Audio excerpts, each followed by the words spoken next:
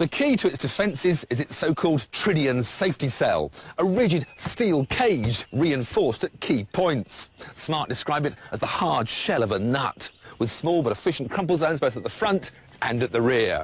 In theory, getting inside is like putting on a suit of armour.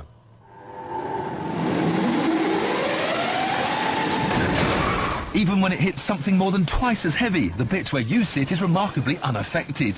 There may not be a long crumple zone, but look how the Smart's windscreen remains intact. This is testimony to the rigidity of the passenger cell.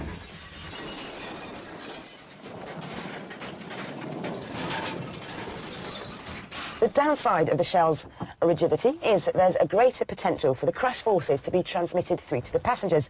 Ideally, you want to slow them down as gently as possible. So you get seatbelt tensioners that stop you lurching forward violently, and they're fitted with force limiters that give you a bit of slack before they dig into your chest.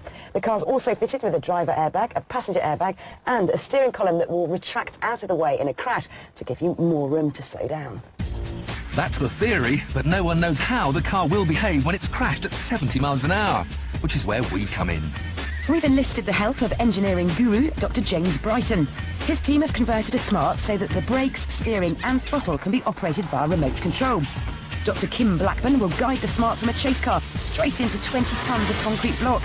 It'll be similar to losing control at 70 miles an hour and spearing off into the temporary barriers on a motorway.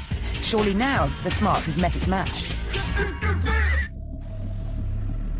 Kim to James, 10 seconds. 10, 20, 30, 5, give me straight, thank you. 40, 5.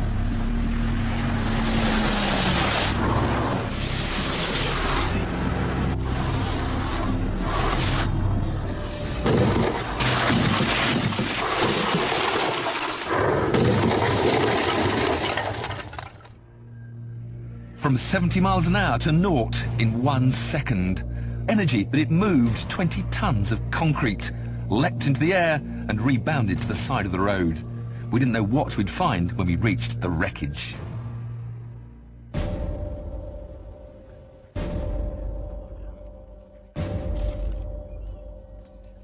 The steel cage has certainly done its job really well. You can still see the original shape, just that one nasty kink there. Don't forget, this is a car without a roof. The plastic was just shattered. So without even the strength of the roof, there hasn't been that much effect. You can in fact open the door. The bits fly out. And it's only really when you come around the front you do see that massive impact. Around the other side though, it still looks remarkably like a Smart car. You can see the full shape of the door. Indeed, the door not only opens normally, it closes again. That does show how well that cage has worked on this impact. We were staggered at how well the Smart seemed to have stood up to our high-speed collision, but couldn't help wondering how a conventional small car would have performed in a similar test. So we found out. Another remote-controlled 3-star NCAP car, 70 miles an hour, into concrete blocks.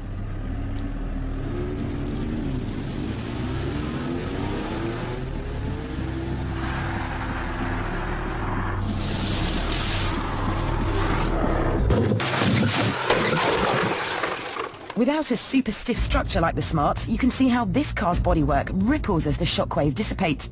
But again, the body looks remarkably intact, given the huge energy involved.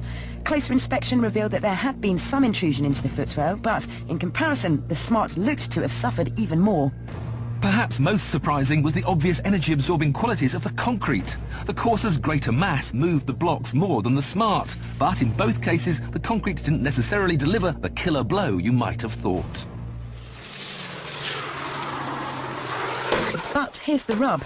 The cars may have stood up to the severity of the crash surprisingly well, but the humans inside wouldn't. No matter what you drive, rapidly decelerating from higher speeds is something your internal organs simply cannot cope with. The chilling truth is, the people inside both cars would have been very unlikely to have survived.